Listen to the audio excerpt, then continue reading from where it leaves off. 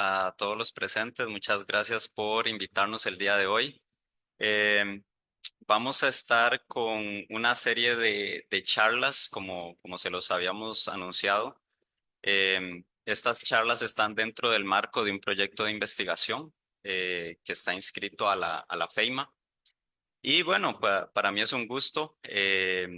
Vamos a hacer tres charlas. Bueno, mi persona, Fabián Fallas, que soy profesor de acá, de la sede del Atlántico desde el año 2010. Y bueno, para mí es un gusto traer dos invitados. Uno es Danny Shi. Él es egresado de la carrera del Instituto Tecnológico de Costa Rica en computación.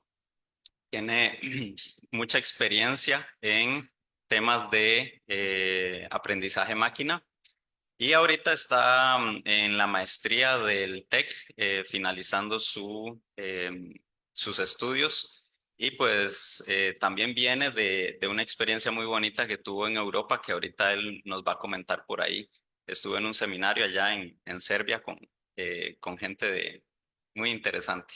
Y también tenemos a Manfred Hernández, egresado de la carrera de informática empresarial, que también Manfred se interesó mucho en temas de inteligencia artificial hace ya bastantes años. Y pues junto conmigo empezamos a investigar. Él se interesó bastante en su práctica y luego en su primer trabajo, en su primera experiencia laboral. Él estuvo trabajando en temas de machine learning.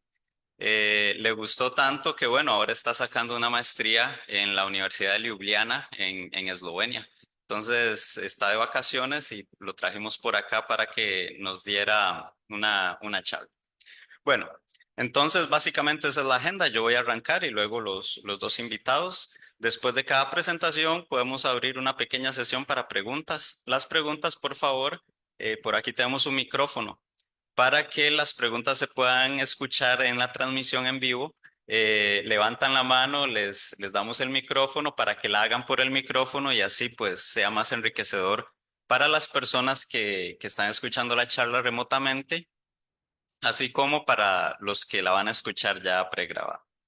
Ok, entonces nada más me dan un momentito aquí para acomodar.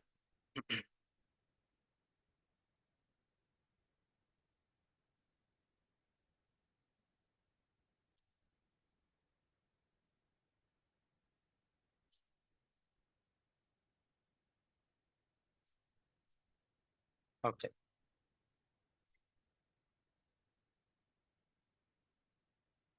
Esta es una brevísima introducción a lo que es inteligencia artificial, nada más para hablarles un poquito de qué es y algo de lo poco que yo he hecho.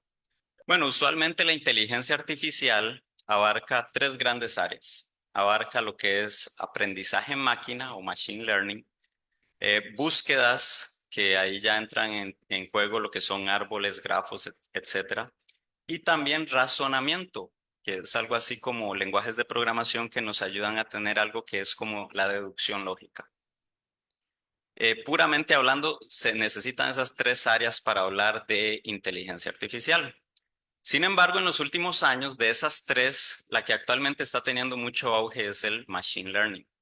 ¿Qué es el machine learning? Para dar una definición muy breve, son modelos matemáticos, porque puedo llevar a cabo, por ejemplo, clasificaciones. Entonces, son modelos matemáticos que son entrenados con respecto a datos que yo tengo. ¿Y por qué modelos matemáticos? Porque si tenemos, supongamos que esos son nuestros datos.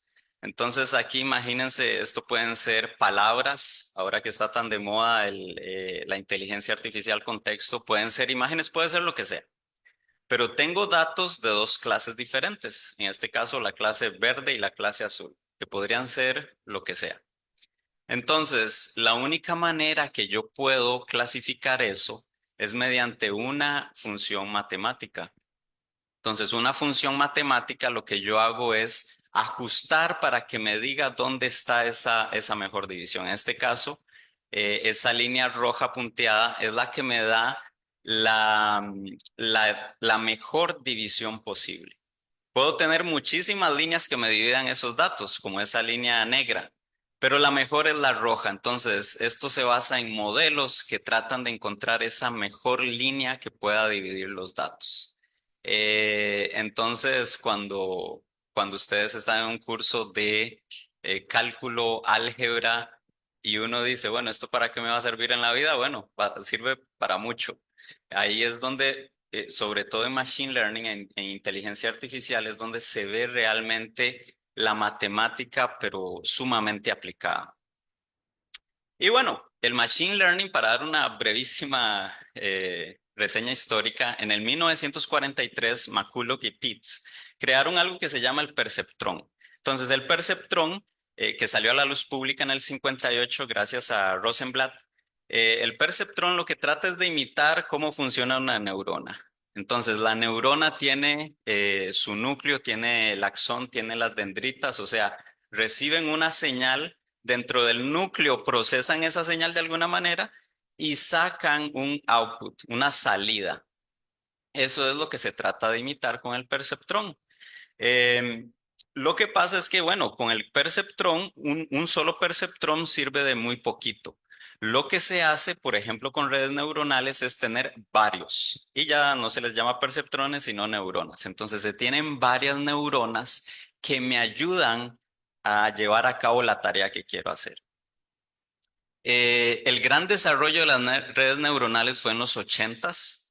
Sin embargo, se dice que luego vino un invierno. Un invierno es verdad. Hubo un auge de investigación en los ochentas, pero después todo pues se apagó. Se entró como en ese invierno. Hasta, bueno, inclusive en el 98, Jan LeCun, que ahorita es una de las mentes más brillantes en inteligencia artificial, y hace poco ganó el premio Alan Turing. Jan LeCun en el 98 publicó LeNet, que es una red un poquito con más neuronas. Los resultados fueron prometedores. Sin embargo, al tener más neuronas, eso implica más procesamiento. Entonces, las redes neuronales eran buenas, bonitas, pero muy caras de entrenar. Entonces, son muy caras de que procesen cosas. Em, entonces, ahí tenemos más o menos los 80, 90, sobre todo en los 90 que vino la explosión de la web, el Big Data a partir del 2010. En el 2014, este, a pesar de que la inteligencia artificial se usaba mucho para películas y ciencia ficción, en el 2014 hubo un hito muy importante. Y resulta que se comprobó que la inteligencia artificial podía ganarle al ser humano en algo. Y ese algo fue clasificar imágenes. Entonces, ustedes tienen una imagen de un caballo, un perro, un árbol, y por increíble que parezca hoy día, hasta el 2014 no había nada en software que le ganara a un ser humano. En el 2014, pues hubo ese algo.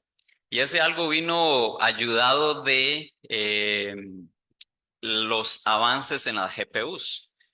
Si recuerdan, para los que han llevado un poquito de arquitectura, bueno, tenemos la CPU, ¿verdad? Donde tenemos el ALU, la unidad de control, el caché, la DRAM.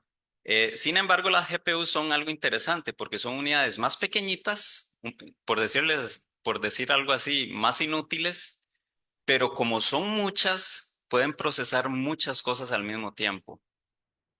Y esto en el 2014 hizo que Machine Learning tuviera esa explosión.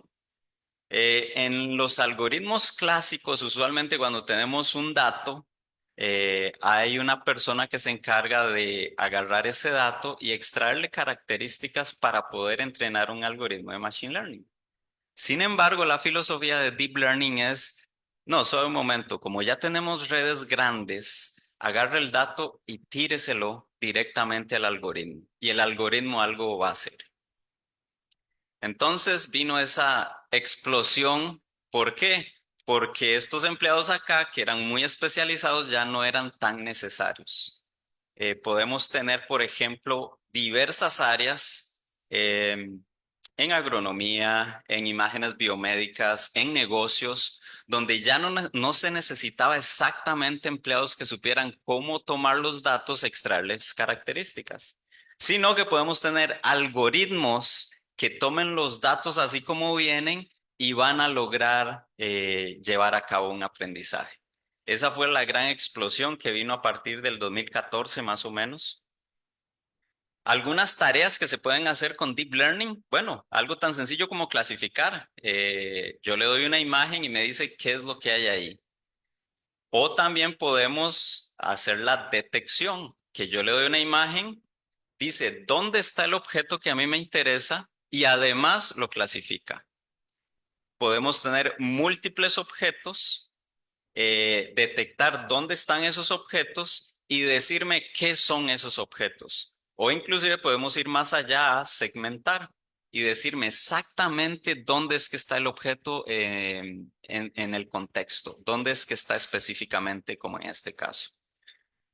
Em, entonces vean que tenemos de inteligencia artificial, que es un área muy grande. No solo es esto, no solo es deep learning, sino es un área muy grande. Tenemos algoritmos de diversos tipos. Este algoritmo es muy clásico, las máquinas de soporte vectoral, random forest, etcétera. Tenemos las redes neuronales y un subconjunto de todo eso es deep learning. ¿Qué se necesita estudiar para aprender esto? Bueno, matemáticas, importantísimo. O sea, es una de las claves dentro de Deep Learning. Y a veces, bueno, eh, todo depende de qué es lo que yo quiera, porque si yo quiero ser solo un usuario de un algoritmo de Deep Learning, por ejemplo, ahora que todos usamos ChatGPT, yo puedo ser un usuario sin saber cómo funciona. Eso es como el usuario que no sabe cómo funciona una página web, pero la usa. Pero si yo quiero trabajar en esto, yo necesito saber de matemáticas, estadística, programación, bases de datos, Big Data. Para saber ya también qué es lo que necesito, bueno, Machine Learning, análisis de datos y Deep Learning. En mi caso, una de las áreas de mi investigación es un algoritmo de Deep Learning necesita datos para entrenar. Eso es como poner a un niño, ¿verdad? Aprender a distinguir o a memorizar un texto, ¿verdad? Tenemos que ponerlo a estudiar y a estudiar y a estudiar hasta que aprendió. Lo mismo sucede con los algoritmos de Deep Learning. Una de las desventajas que tiene Deep Learning es que necesita muchos datos. Y estamos hablando de entre cientos a miles de datos. Yo que he trabajado con imágenes, se necesitan a veces en el rango de las 6.000, 7.000 imágenes. Entonces, esos son muchos datos. Por ejemplo, si nosotros quisiéramos clasificar piñas y manzanas, eso quiere decir que necesitamos 6.000 imágenes de piñas y manzanas y yo como usuario, como programador, tengo que agarrar cada imagen y decir, ah, esto es una manzana, esto es una piña, y así hasta llegar a 6.000 y después entrenar mi algoritmo porque es la única manera, ¿verdad?, en que él va a aprender. Entonces, en mi área de investigación, en lugar de tener ese set de datos muy, muy grande, hay un set de datos anotados por el usuario, por el programador pequeñito, pero hay un set muy grande de datos que no están anotados. Entonces, una de las áreas de mi investigación ha sido cómo poder usar poquitos datos de entrenamiento más un montón de datos que no han sido anotados. ¿Ok? Entonces, por ahí se me han ido algunos años de la vida investigando esto. Yo llegué a utilizar, bueno, ¿se acuerdan que hablamos de las neuronas, de los perceptrones? Esta es una de las redes que yo utilicé. Aquí, digamos, yo usaba imágenes, entonces vean que esto representa una imagen. Esto es, verdad, muy abstracto, pero al menos va a dar la idea. Cada una de estas cosas que ven aquí se le llaman capas. Entonces, en cada capa hay muchas neuronas, hay muchísimas neuronas en cada capa. Está este componente por acá que se llama una pirámide. La pirámide lo que hace es tomar la imagen original a diferentes resoluciones y de esa manera poder detectar objetos, porque mi problema se basaba mucho en detectar objetos a diferentes tamaños, a diferentes escalas. Entonces, aquí tenemos una red diferente. Entonces, esta es una gran red, esta es una red diferente y tenemos el último componente que lo que hace es agarrar las predicciones de esta red más las diferentes resoluciones de la imagen original y tratar de detectar objetos y clasificar. Y bueno, todo esto, que se llama ResNet 50, todo eso, imagínense lo que está aquí. Entonces, esto que dice teacher es todo ese ResNet, student es todo ese ResNet, y este es el framework que yo desarrollé en una investigación. Entonces, aquí están los datos no anotados, unlabeled, aquí están los datos anotados, y hay un juego entre el teacher y el student. Entonces, los dos van colaborando para poder agregar esos datos no anotados dentro de todo el dataset. Eh, entonces, para que vean que estos modelos, por eso se le llama deep, porque tienen muchas neuronas y muchísimas capas. Sin el uso de GPUs, que era lo que les decía hace unos minutos, sería imposible correr esto. Entonces, las GPUs, como tienen muchísimos núcleos que pueden procesar esto de manera paralela, nos ayudan a poder llevar a cabo estas tareas. Bueno, y nada más me gustaría cerrar hablando de que hay muchas empresas de alta tecnología en Estados Unidos, en Europa, en Asia, y hay muchos países que hacen outsourcing. Costa Rica es uno de ellos. Entonces aquí se hace muchísimo outsourcing. Sin embargo, si nosotros seguimos apuntando a generar más cultura dentro de Deep Learning, sobre todo dentro de la academia, podemos cambiar este punto azul por eventualmente uno rojo.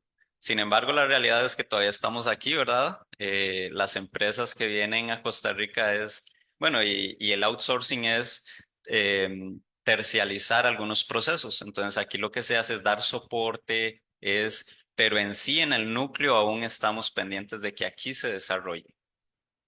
Y bueno, en las carreras en que hay que enfocarse, bueno, esto es un poquito a manera de consejo. Bueno, eh, hay muy buenos signos en las universidades. Sin embargo, un punto fundamental de manera general, sobre todo para los estudiantes de informática, es el inglés. El inglés es fundamental. ¿Por qué? Porque sin inglés se hace muy difícil ir a estudiar afuera. Sin inglés se hace muy difícil que me contraten en una empresa de alta tecnología. Entonces eso es fundamental.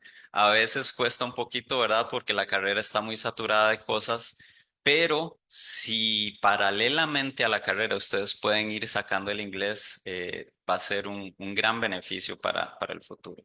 También interconectar carreras como computación con agronomía, informática con inglés, etcétera, etcétera. Eso es también un punto muy importante. Y eso sería todo de mi parte. Quería dejar la presentación así un poco breve, no sé si me extendí mucho. ¿Hay alguna pregunta? Si no, continuamos con el siguiente charlista. Ok, ahí hay una preguntita.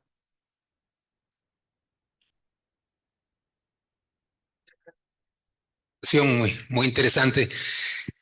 Me parece que sería útil tal vez que dieras algunos ejemplos de esa interrelación entre agronomía y informática, digo yo, porque tienes varias cosas frescas por ahí que se podrían comunicar. Ok, Gracias. ok. Sí, claro. Con respecto a este punto de acá, cómo mezclar estas dos cosas? Acá en la sede, gracias a don Werner, hemos tenido un par de proyectos súper interesantes. Don Werner es agrónomo.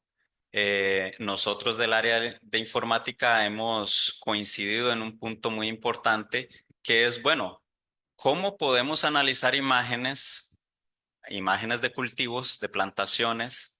De alguna manera, ¿cómo podemos hacer eso para beneficiar a la industria?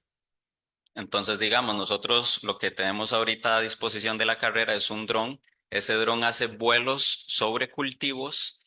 Bueno, el dron saca muchas imágenes, se hace algo que se llama un mosaico, que es una super imagen, ¿verdad? Es grandísima.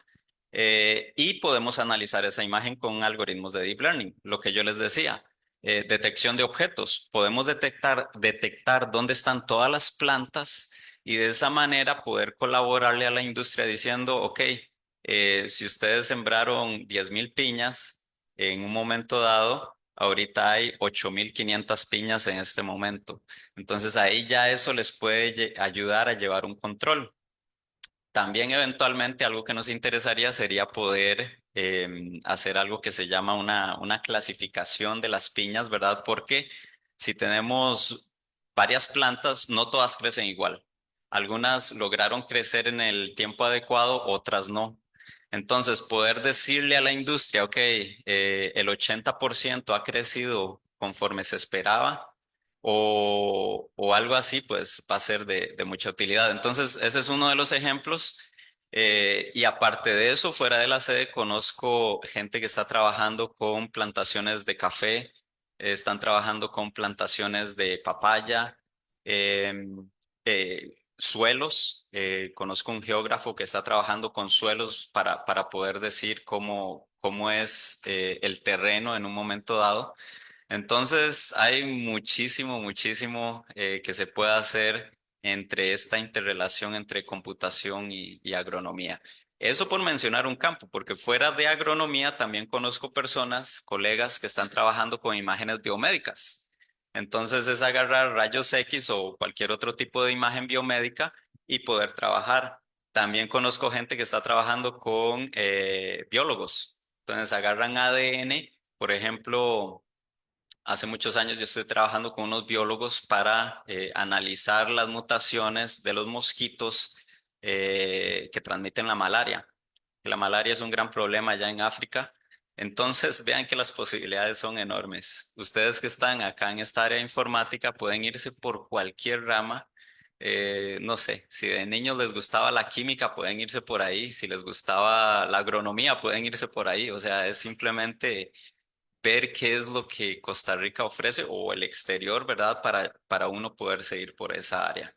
Es muy válido y muy importante el desarrollo web, la programación web, que está muy de auge afuera, pero no es lo único, que eso sería lo que me gustaría dejarles esa semillita, ¿verdad? No es lo único que se puede hacer con computación e informática. ¿Ok? ¿Alguna otra pregunta? Ujú. Buenos días. Bueno, yo no soy del área de informática. Sí estudié un año de informática empresarial hace mucho tiempo, pero me gustaría saber qué tanto se ha investigado o qué tanto se ha metido en el mercado, en la industria en Costa Rica, la inteligencia artificial con el sonido, Ok, ok, tanto a nivel nacional como internacional. ok. Seguro Flores te maltrató mucho ahí en... Este, yo de sonido, la verdad, en mi experiencia en Costa Rica, sé que se ha trabajado poco. O sea, eso es lo que yo te diría desde mi perspectiva. Entonces, se ha trabajado muy poquito. Fuera de Costa Rica, bueno, yo estudié en Estados Unidos. En Estados Unidos sí he visto que hay mucho auge, hay mucha conferencia y es una rama muy bonita. Pero siéndote sincero, acá he visto muy poco. Lo más fue un proyecto hace algunos años con unos colegas del Senat que estaban analizando los sonidos de los manatíes para ver un poquito cómo estaban de salud, su tamaño, etcétera, etcétera. Pero es lo único que he escuchado, entonces sí, muy poquito. Sí, tal vez. Bueno, yo soy del área de la música, entonces me interesa un poco la parte industrial musical. Pero también sé de los efectos del sonido, por ejemplo, en el desarrollo neurológico de algunas personas y para tratamiento de algunas condiciones, ¿verdad? A nivel neurológico, tanto desde la infancia hasta como ya la adultez, ¿verdad? Entonces, quería tener como un panorama y si hay un nicho por ahí de investigación donde se pueda iniciar y realizar este, algunos equipos de trabajo. Ok, bueno, lo podemos iniciar. Ok, bueno, muchísimas gracias por su atención. Ahora le voy a dar el pase a Danny Shi, que como les decía, él es egresado del TEC, estuvo en la industria. Por ahí los estudiantes que están cercanos a hacer práctica o en algún momento podrían acercarse a él en las preguntas o al final, igual vamos a estar por aquí cerquita. Y bueno, está concluyendo su maestría en el TEC. Entonces, voy a cambiar solamente mi presentación para darle el pase a Dani.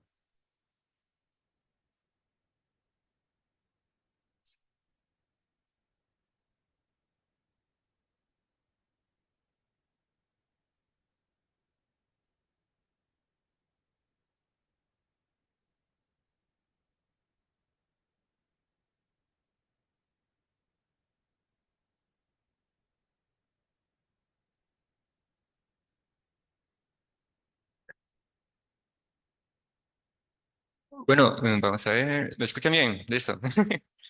Buenos días. Mi nombre. Vamos a ver, ¿está? Es que se le fue la señal, ¿ve? Ahí está. Algunos problemas técnicos. Bueno, muchas gracias a Fabián por la invitación y digamos que esto es un honor estar por acá. Yo en el 2018 había venido a esta sede principalmente por una conferencia que se dio en esos años, que fue Carla. No sé si ustedes lo han escuchado, pero esa conferencia va rotando en Latinoamérica y en el 2019 fue en esta sede. Y fue donde tuve la oportunidad de conocer a Manfred y en el 2018 yo recibí clases con Fabián y en un curso que se llamaba Lenguaje de Programación. Entonces, en ese curso, el último proyecto consistía en hacer regresión lineal, que es un algoritmo estadístico para hacer clasificación o inferencias a partir de los datos. En ese entonces, el proyecto era interesante y fue en ese momento que me introdujo en esta parte de lo que era Machine Learning e inteligencia artificial. Y en esa pizca, a partir de allí, sí seguí con esta línea y estoy ahorita donde estoy ahorita. Y también le voy a explicar un poquito la historia de cómo llegué a aprender más sobre estos temas. Entonces, lo que yo quiero presentarles el día de hoy, no sé si ustedes han escuchado de modelos fundacionales anteriormente. ChatGPT, me imagino que sí. Modelos fundacionales es un tema muy amplio que se puede hablar de muchas horas y también es un área que está en un auge muy significativo en la industria y en estos días que tenemos en Deep Learning. Pero mi objetivo con esta presentación es darle una pizca de qué son los modelos fundacionales y al mismo tiempo la intuición que hay detrás de este tipo de arquitecturas. Bueno, tenemos la siguiente agenda. Se ve un poquito pesado, pero voy a tratarlo de hacerlo un poquito más breve. Vamos a empezar con algunos conceptos básicos para poder entender lo que es en conjunto, lo que es un modelo fundacional. Luego el concepto de modelo fundacional, arquitecturas como CLIP, Align, luego SAM, que esos tres tipos de arquitecturas son algunos ejemplos de qué sería un modelo fundacional. Luego algunas técnicas de clasificación o en diferentes tareas como Zero Shot o Few Shot. Más adelante lo veremos con más detalle. Medidas de distancia vectoriales. Vamos a repasar un poquito de matemáticas, especialmente en álgebra lineal, algunas aplicaciones y experiencias en actividades extracurriculares y académicas. Bueno, vamos a empezar. ¿Qué es un vector? ¿Alguno ha llevado álgebra lineal hasta el momento? ¿Saben qué es un vector? ¿Algún participante que me pueda definir qué es un vector sin leer de ahí?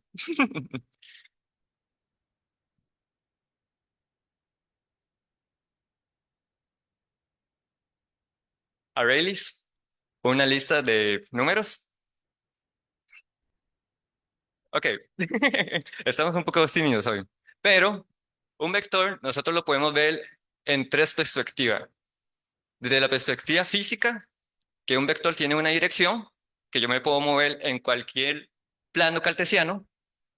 Por ejemplo, tengo este siguiente plano cartesiano. Uy, perdón. Tengo este eje en dos dimensiones, que es X y Y. Yo me puedo mover en X y en Y, en cualquier dirección.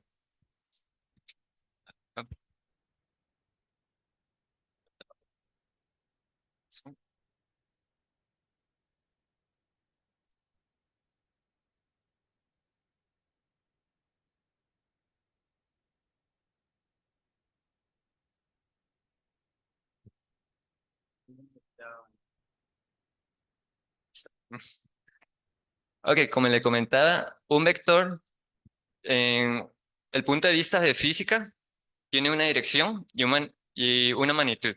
Yo me puedo mover en el eje X o en eje Y en un plano de segunda dimensión. En tres dimensiones, yo me puedo mover en un eje X, Y y Z. Y esta tiene una dirección y tiene una longitud. ¿Qué tan largo es ese vector? Desde un punto de vista en computación, nosotros siempre lo hemos visto como una lista de números o una lista de elementos que representa algún tipo de objeto, dato, entre otras cosas, en estructura de datos, por ejemplo.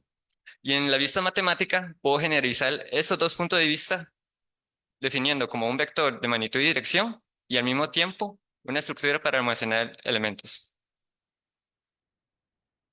Luego llega el concepto de lo que es aprendizaje por representación. Como mencionó Fabián anteriormente, surge el auge de lo que era Machine Learning, que consistía en tener una entrada y a partir de esa entrada yo podía extraerle características manualmente ocupada de un experto en el dominio que conociera del tema. Por ejemplo, si yo quería clasificar perros y gatos, yo tenía que conocer qué característica me distinguía de qué era un perro y qué era un gato.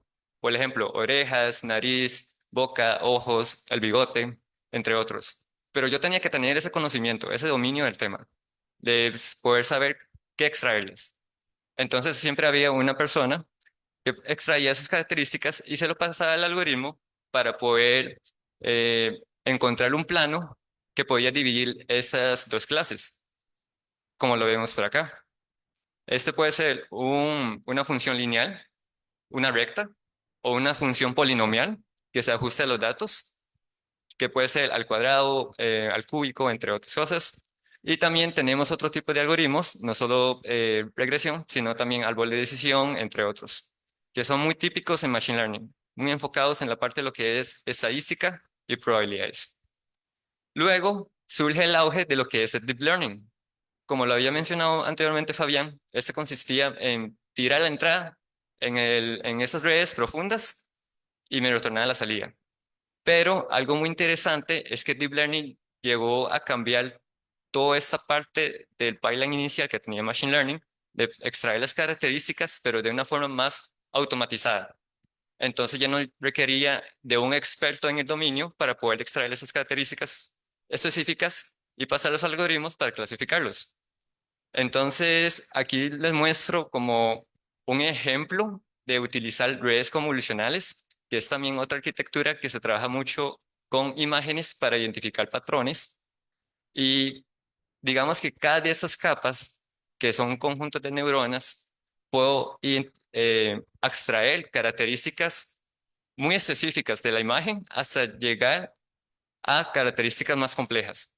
Entonces, como pueden ver, esta es como una pizca de lo que extrae cada capa en una red convolucional profunda.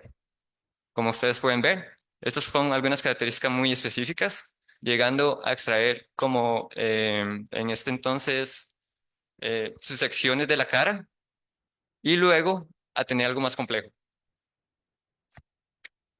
Entonces, también está muy relacionado con este concepto de aprendizaje por representación, que consiste en transformar los datos en una representación que las máquinas puedan utilizarlas para diferentes tareas, como clasificación, detección de objetos, segmentación u otras inferencias.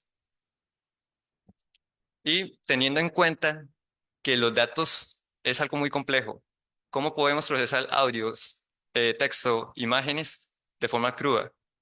De alguna forma, la complejidad aumenta en tiempo de computación, pero tenemos que buscar una manera de cómo representar esto de una forma numérica y que pueda el algoritmo entenderlo. Entonces, eso surge como lo que es aprendizaje por representación. ¿Cómo puedo aprender esas representaciones significativas para que el algoritmo me pueda eh, cumplir con su tarea respectiva? Ahora, tal vez se pregunten, ¿qué es una buena representación? Una buena representación yo diría que tiene tres características principales. La información de cuáles características son significativas que pueda facilitar el algoritmo para que haga su tarea.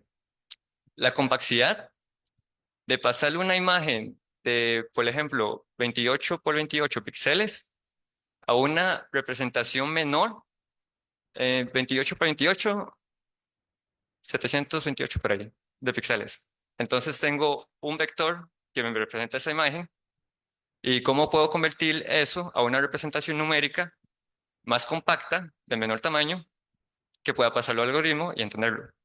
Y luego la parte de lo que es generalización. A partir de esa representación, que la que fue entrenada el algoritmo, puedo pasarlo a otros dominios eh, y ajustarlos a tareas más específicas. Eso se le conoce como fine tuning. Entonces, algunos ejemplos es como decir, yo puedo saber andar en bici y aprender a andar en bici y de cierta forma en unos años puedo aprender a andar en un moto sin tener sin iniciar desde cero, pero ya teniendo la experiencia de cómo andar en bici, que es algo muy similar. Luego surge lo que es el concepto de embedding. Es una representación matemática de objetos o datos de una manera que capture esas características, esas relaciones de una menor dimensión. Entonces, eso se utiliza mucho lo que es en aprendizaje automático, en procesamiento de lenguaje natural, visión artificial, en también lo que es audio, cualquier modalidad de datos. Y como pueden ver en la imagen de la derecha, este es un dataset, un conjunto de datos que se llama MNIST, que consiste en imágenes de números, del 1 al 0, no, del 0 al 9. Y si ustedes ven, eso está visualizado en una tercera dimensión. Si ven con más detalle, cada uno de estos grupos, ven que están agrupados como ceros por acá, los unos por acá, tres por acá, y así sucesivamente con los otros números. Esos clústeres que se forman son representaciones, comparten una característica en común y lo que hace el algoritmo de aprendizaje es poder capturar esa esencia semántica y agruparlos en un espacio vectorial. Estos datos están viviendo en el espacio vectorial. Entonces, lo que busca el algoritmo es datos que están como comparten alguna característica en común. Vénganse para acá. Lo que forman son clusters. Luego, ahora sí, que es un modelo fundacional después de todos esos conceptos. Un modelo fundacional es un modelo que se entrena a gran cantidad de datos. Cuando yo digo gran cantidad de datos, estamos hablando de millones de millones de millones de datos, que se puede adaptar para resolver una amplia gama de tareas posteriores como clasificación, detección de objetos, generación de imágenes de texto, entre otros tipos de tareas. Y estos modelos fundacionales actualmente utilizan algoritmos autosupervisados que no se requiere una supervisión para poder evaluar, bueno, para estar al tanto del modelo, sino que a partir de datos no etiquetados, yo puedo aprender representaciones de esos datos, encontrar características, patrones que me puedan enriquecer y entender mejor cuáles son esas que puedo encontrar de conocimiento a partir de esos datos. Entonces, estos modelos fundacionales, por ejemplo, ChatGPT, Clip, que ahorita lo vamos a ver a profundidad, se basa en esta filosofía de tener toda esa gran cantidad de datos que fue consumido tanto por la web o cualquier conjunto de datos que esté por ahí y extraer y comprimir todo ese conocimiento en un solo lugar.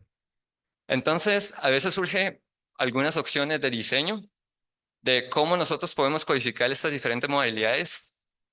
Habíamos visto que existe texto, datos tabulares, imágenes, audios, entre otros. Cómo nosotros podemos transformar esos tipos de modalidades, diferentes fuentes de datos, en una representación.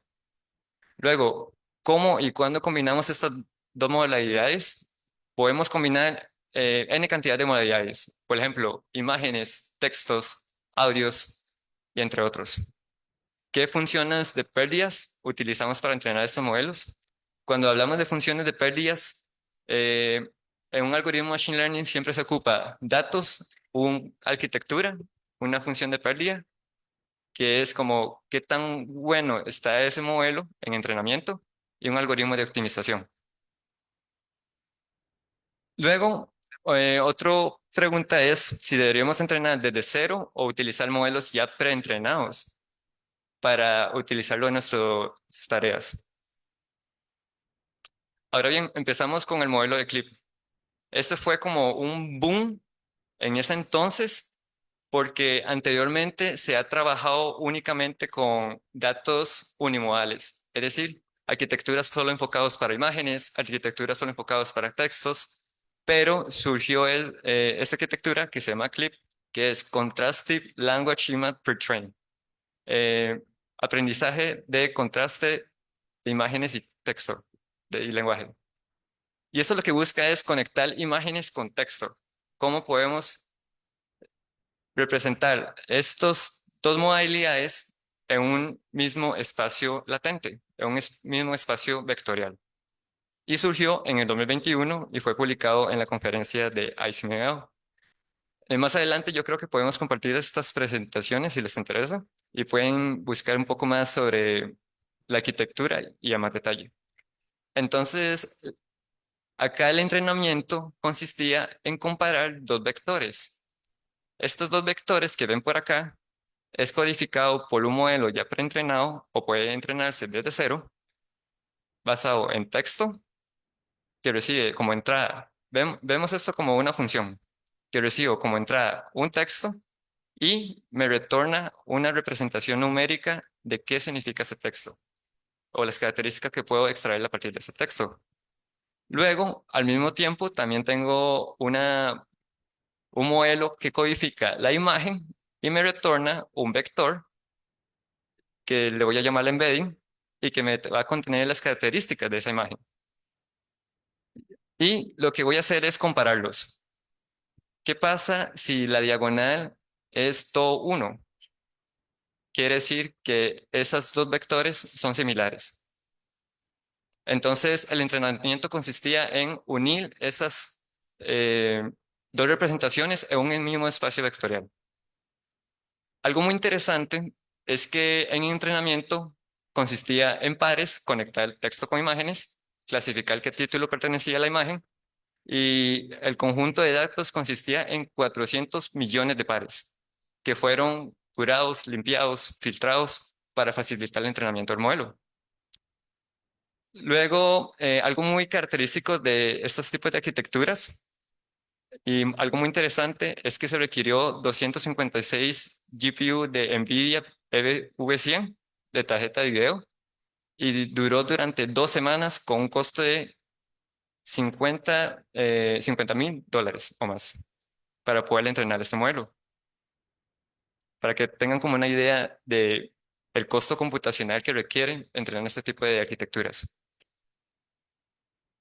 Luego, algo muy interesante es que este tipo de arquitectura permite una clasificación abierta a vocabulario. No sé si ustedes, bueno, me imagino que la mayoría han utilizado ChatGPT, le han pasado prompts, le han preguntado ciertas cosas y él le da una salida. Eh, el prompt yo puedo utilizarlo en esta manera para poder clasificar eh, imágenes o texto. En este caso, por ejemplo, eh, aquí le paso una foto de, puedo hacer plano, carro, perro, ave. Lo paso por el modelo de texto, me retorna una representación vectorial y luego le paso una imagen de un perro y me tiene que predecir cuál de estas oraciones corresponde a la imagen. Y en este caso sería la imagen de un perro. Esto yo lo puedo hacer con este tipo de arquitecturas. Y algo muy interesante es que con este tipo de approach me ha llegado a incrementar un 5% en la precisión del modelo con el conjunto de datos de ImageNet, que es un conjunto de datos basado en, yo pienso, 1000 clases o más. Luego también está esta arquitectura que se llama Align, que puede hacer recuperación zero shot. Zero shot, ahorita lo vamos a ver a más detalle, pero en intuición lo que consiste es proveerles ejemplos y poder clasificar, aunque yo no lo hubiera pasado en entrenamiento. Es decir, aprender a generalizar. Por ejemplo, si un bebé aprendió a identificar perros y gatos, en un momento dado él puede identificar que es un tigre. Entonces, eso es lo que estamos haciendo con lo que es Zero Shot. Esta arquitectura en particular de Align fue entrenado con datos ruidosos. Es decir, anteriormente habíamos hablado que Clip ha sido entrenado con datos limpios, pero con Align ellos tenían la idea de qué pasa si nosotros entrenamos con datos más ruidosos y aprovechar y tener como una arquitectura más robusta. Entonces tenemos el encoder de la imagen, pasamos a este pez, de esta imagen de un pez, obtenemos la representación vectorial y también pasamos lo que es eh, la etiqueta de esta imagen, por ejemplo, Goldfish, que es el pez, Tiger Shot, Jellyfish, a un codificador de texto, a un modelo de texto, y obtener esa representación. Como este modelo fue entrenado con imágenes y texto, estos vectores viven en un mismo espacio.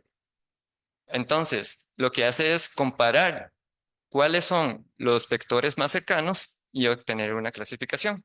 En ese entonces, como ustedes pueden ver, el punto azul que corresponde a la imagen y el punto verde que corresponde a la palabra goldfish. Y como es más cercano, ese corresponde a la clase. Luego, algunas otras aplicaciones que ustedes pueden jugar un poco con este tipo de modelos es en búsqueda semántica. Por ejemplo, que yo le pase una oración.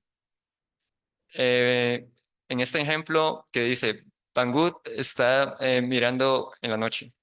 Le paso la palabra detalles, me retorna esta imagen.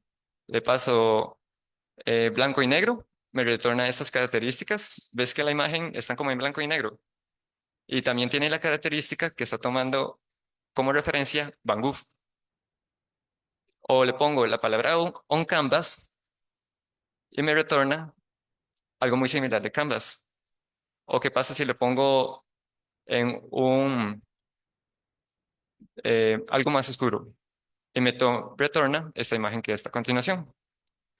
Y algo muy interesante es que en esta parte, si yo le paso una imagen de un panda y le paso la palabra rojo, me retorna este bonito animalito que ven por acá.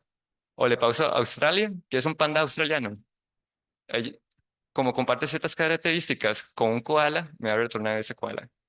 O Madagascar, como vemos por acá. Es algo muy interesante porque por debajo, este tipo de arquitectura lo está utilizando en las búsquedas de Google, que ustedes, en términos de buscar imágenes, texto y conectar estos ambos mundos. Luego, un resumen sobre este tipo de arquitecturas es que es un nuevo paradigma para entrenar y evaluar representaciones visuales usando lenguaje. Es un modelo muy simple. Son las representaciones unimodales, que quiere decir que solo se enfoque en en un tipo de dato como imágenes, texto, audio, pero poder unir todo ese conjunto, todos esos diferentes tipos de datos en un solo espacio. Y la clasificación de vocabulario abierto. Pero algunos desafíos es que se necesitan datos emparejados, tener la alineación a nivel de escena entre texto e imagen y la granularidad que tiene el título y cuál es la influencia significativa que se puede extraer de esa imagen. Es decir, que si yo tengo un título, ¿cuáles de esas palabras me hace referencia al elemento que yo estoy buscando dentro de la imagen? Pero como esto está contemplando toda la imagen en su totalidad, está diciendo como que todo eso representa a lo que estoy buscando. Ahora, después de esos tipos de modelos, también surge un modelo que se llama Cement Anything, que cementa cualquier cosa que está en una imagen. Entonces, ellos dijeron, tenemos modelos fundacionales en textos e imágenes, pero hagamos un modelo fundacional que pueda cementar cualquier cosa. Yo le paso como input una imagen y me cemente los elementos que están allí. Como Fabián había comentado inicialmente, segmentación es poder clasificar esos píxeles a la clase correspondiente. Entonces, la arquitectura consiste en algo muy simple, que tenemos un codificador de imagen, que lo que me va a retornar, que va a recibir una imagen y me va a retornar una representación. Y esta representación la vamos a llamar image embedding. Luego voy a tener prompts, que es como la parte de interacción del usuario con el algoritmo. Yo le puedo pasar puntos, una caja, un texto, y estos tipos de interacciones yo lo voy a codificar también en una representación.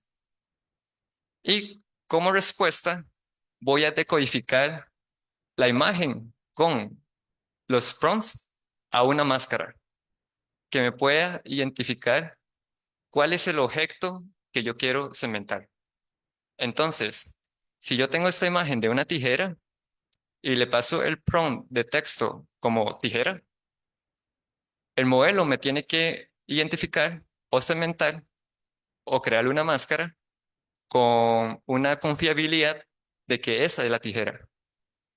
Si le paso un punto, por ejemplo, yo dibujé un punto por acá, también automáticamente me tiene que identificar y segmentar esa tijera o con una caja. Entonces, este modelo tiene tres componentes, como les mencioné. Y si ustedes quieren entrar a jugar con este modelo, lo pueden hacer. Es un modelo que sacó Facebook, pero ahorita se llama Meta, en una investigación que ellos tenían. Y ahorita ya está surgiendo Semen Anything versión 2, que ahorita está trabajando con videos, imágenes. Y este en particular solo trabaja con imágenes. Y estos son algunos ejemplos que pueden ver la calidad de las segmentaciones en este tipo de datos. Como pueden ver, por puntos, poder segmentar elementos por medio de prompts de puntos. Luego, algo muy específico, si puedo identificar la cabeza de este avestruz, o solo la mochila, o solo el brazo. Y acá, los resultados de cómo segmentar todo lo que ve en esa imagen.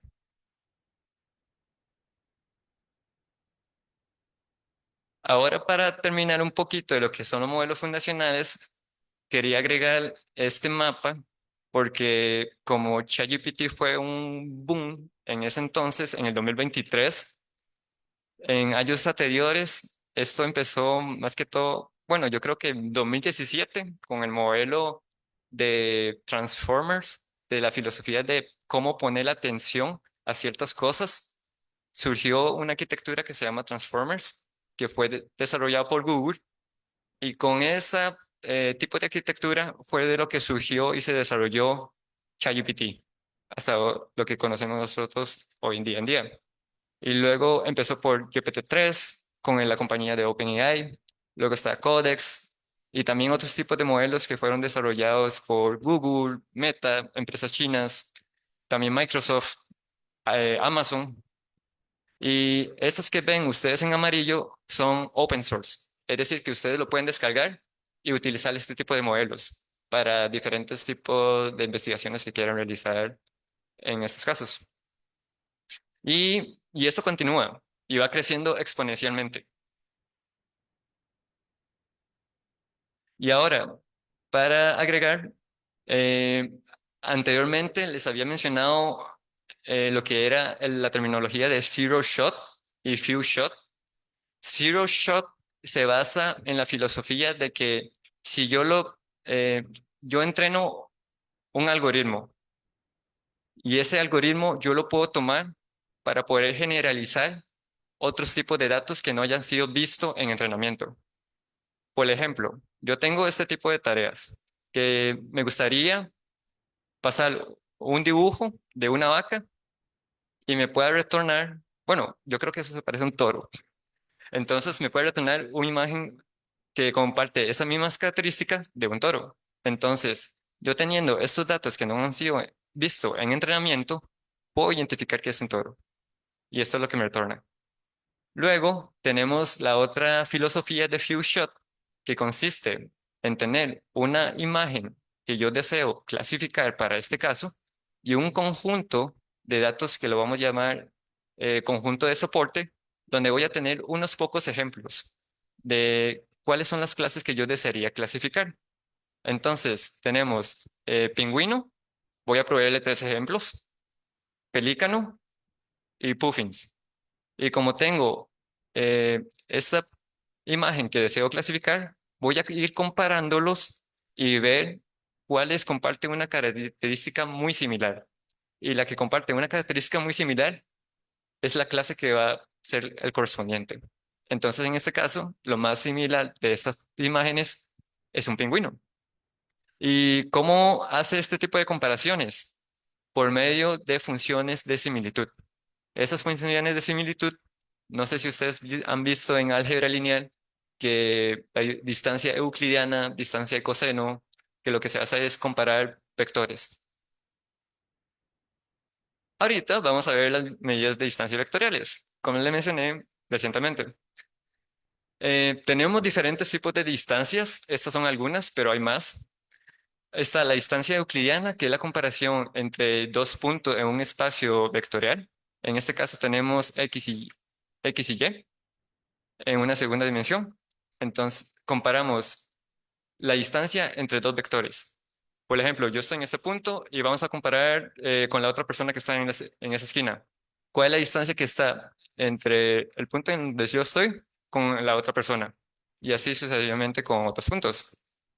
Algo, un desafío de este tipo de approach es que cualquier punto que yo esté en línea recta con cualquier persona, yo puedo decir que son similares, pero no está capturando como la esencia de, por decirlo así, de esa correlación entre los datos.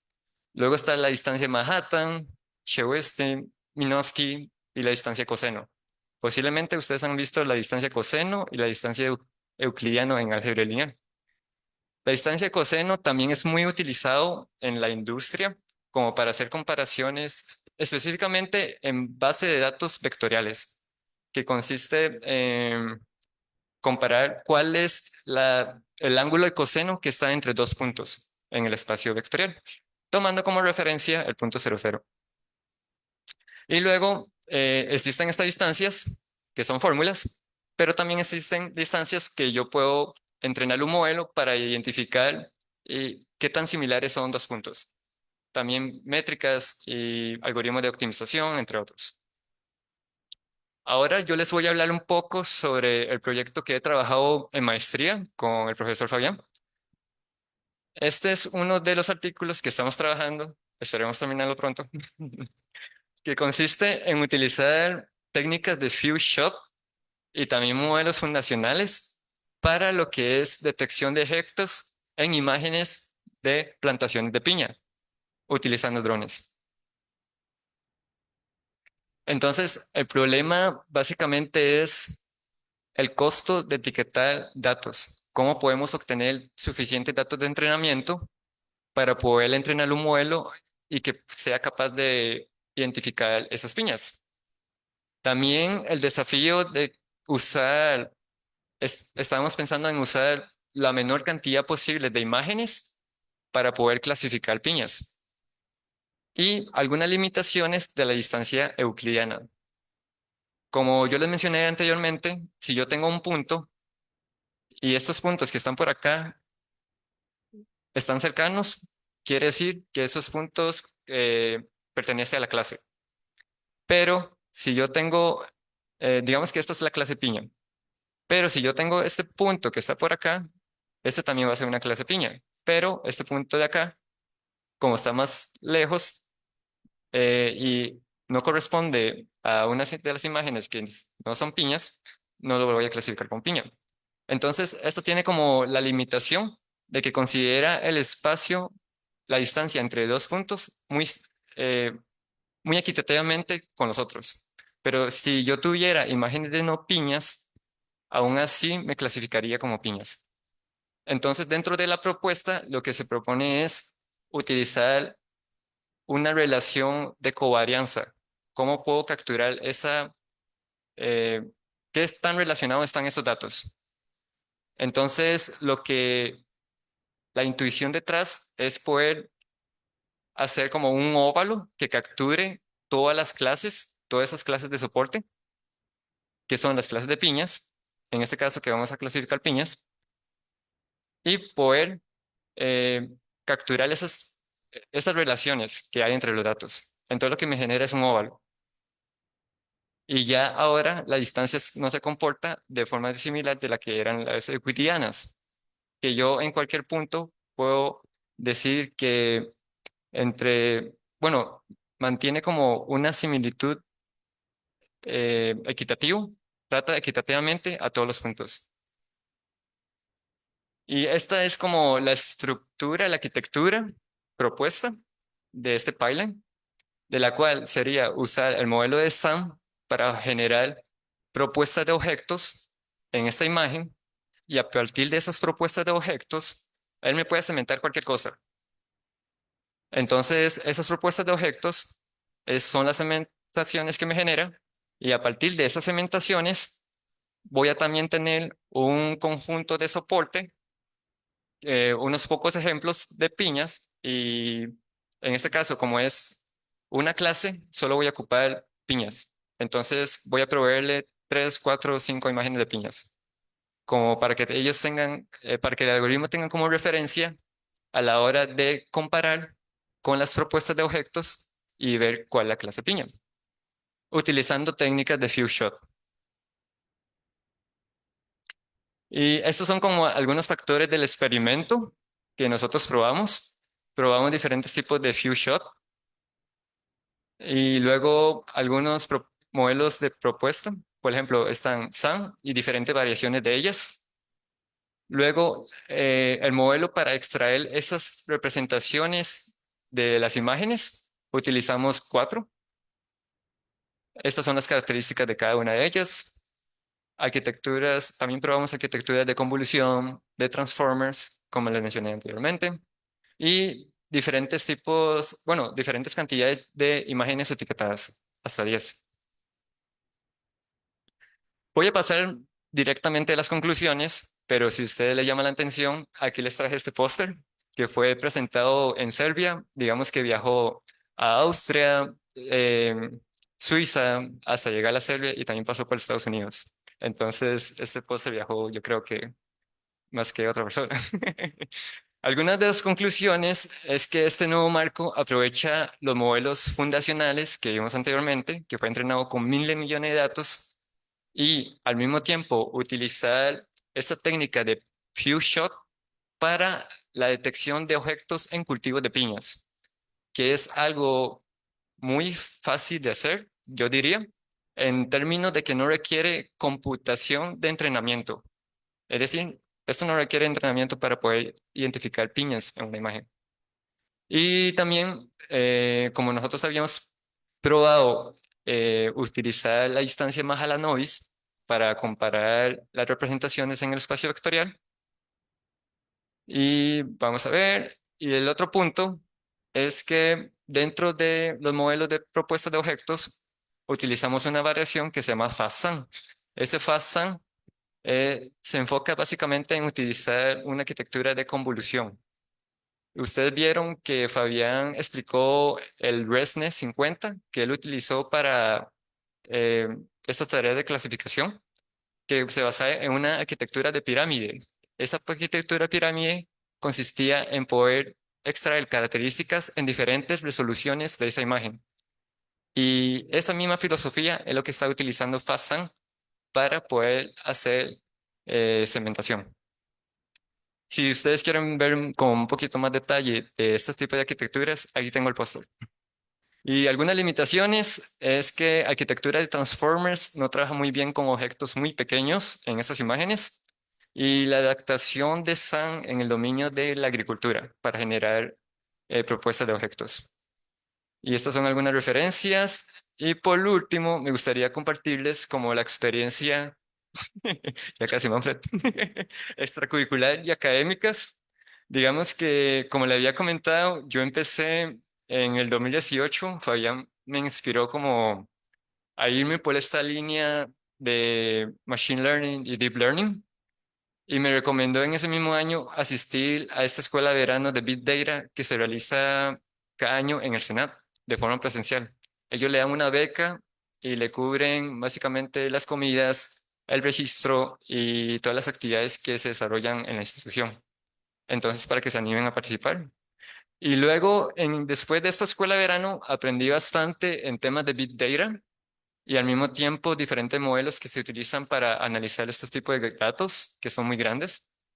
Y en Carla 2019, que se desarrolló en la sede, en esta sede, ahí tuvimos varios expertos, bueno, expertos internacionales. Y vamos a ver, esta foto fue tomada por aquí en estas oficinas.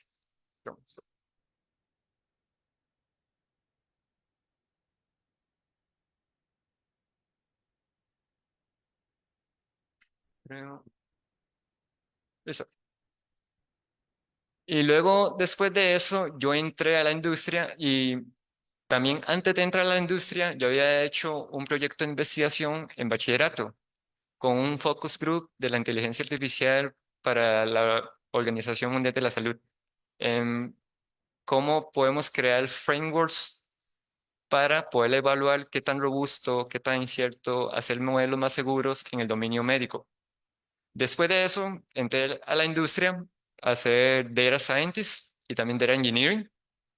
Y en el 2022, yo le llegué a Manfred y le dije, Manfred, hagamos algo, un proyecto de investigación. Y ahí exploramos ideas y a mí me dieron una beca para poder asistir a esta conferencia. Pero en ese día me enfermé y no pude ir y le di el espacio a Manfred para que fuera a presentar. Entonces ahí Manfred estaba nervioso como, y yo detrás en WhatsApp dándole apoyo moral. Dale, Manfred. Y después, en el año 2023, algo muy curioso, Manfred, bueno, un proyecto que tenía Manfred me lo mandó para que yo lo presentara en VIP. Esas vueltas que da la vida de cómo yo mandé a Manfred al presentar el 2022 y en 2023 terminé presentando el proyecto que él participó. Y en ese entonces, aquí continuamos desarrollando proyectos, ideas, compartiendo. Y esto fue una foto. Y luego, por último, la experiencia que yo tuve recientemente en Serbia. En Europa, ellos desarrollan una escuela de verano enfocado en Machine Learning, que se llama el Eastern Europe Machine Learning Summer School, que fue en Serbia, en la ciudad de Novi Sad, del 15 al 20 de julio. A mí me dieron una beca para poder participar de esta escuela y había aplicado con este proyecto que está por acá. Ahí fue donde yo conocí a Alfredo Cassiani, que es uno de los estudiantes de Jan LeCun, uno de los mentes brillantes en Deep Learning y también padres fundadores de Deep Learning. Y estas son algunas sesiones magistrales. Algo muy interesante, me contaba Alfredo Cassiani que recibí una clase con Jan LeCun, era estar en un auditorio donde todos los estudiantes le tenían miedo a Jan LeCun y no le hacían preguntas. Y luego las sesiones magistrales, por acá la sesión de pósters de los diferentes proyectos que le presentaban los estudiantes de maestría, doctorado, había uno de bachillerato y había uno que otro de colegio. Y acá también conocí a GY, que es manager de Google DeepMind, de uno de los grupos de investigación que está en Europa, y trabaja mucho con las redes bayesianas. Si ustedes lograran llevar probabilidades, van a ver lo que es redes bayesianas. Es un monstruo, digamos que en esos temas. Fue graduado, bueno, está dando clases en Oxford, fue estudiante de Joshua Benyu, que también fue uno de los padres de Deep Learning. Y también está trabajando como manager en DeepMind, Google. Sesiones de happy hours y también actividades de team building. Ahí conocí muchas personas de otros países, pude conectar con ellas, hacer colaboraciones. También tuve la oportunidad de conocer mucha gente maravillosa que están llegando a ser como colegas en estas áreas. Y es una comunidad muy grande. Recibir una clase de Deep Learning con Afreo. Luego, la nueva arquitectura que están sacando para atacar los desafíos de la arquitectura de Clip de Google. Ella nos lo presentó y eso fue presentado en el ICML, que fue una conferencia que se desarrolló después de esta escuela de verano en Austria. Y aquí está, por aquí, la presentación de pósters, la cena de gala. Y al final de todo este viaje, fui a conocer el museo de Nikola Tesla. Y esto es lo más cercano que estuve de Nikola Tesla. Ahí están las cenizas de Nikola Tesla. Y por ahí está un gato que se parece mucho a Nikola Tesla. Y esta es la comunidad que tienen de Machine Learning. Es un área muy grande y donde ustedes pueden encontrar muchos colegas. y gente maravillosa que están trabajando en diferentes temas. Entonces, muchas gracias. Y ahora la sesión de preguntas.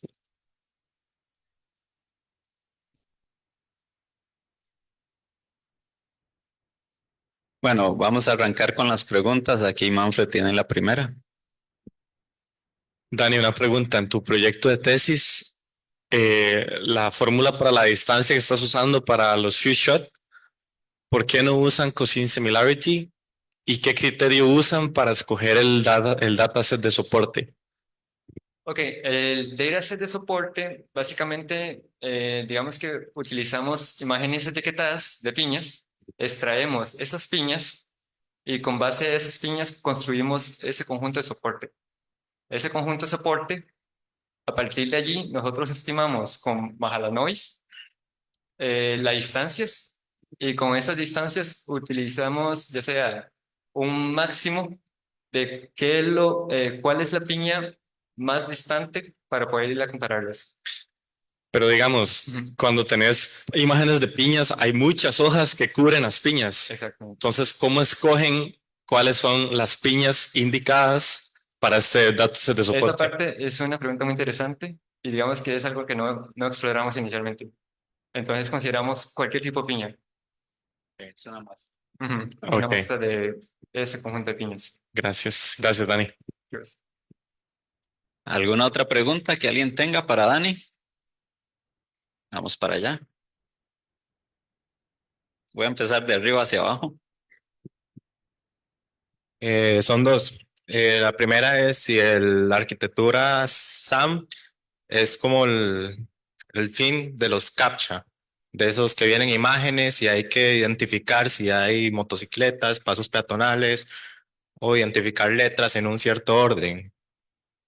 la pregunta es que si se puede aplicar la captions. Sí, Es- para contrarrestarlos.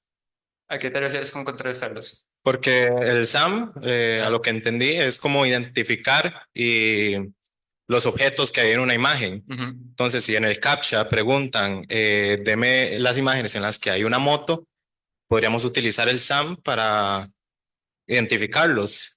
Tú te refieres a los prompts. Que Eh, digamos que yo le pase la imagen de una moto y le pase la palabra moto y me identifique que es una moto. sí, Exactamente. Eso es lo que hace Sam. sí, ok. Pero por eso se puede utilizar para contrarrestar las medidas de seguridad que utilizan esa identificación que antes podíamos hacer los humanos únicamente.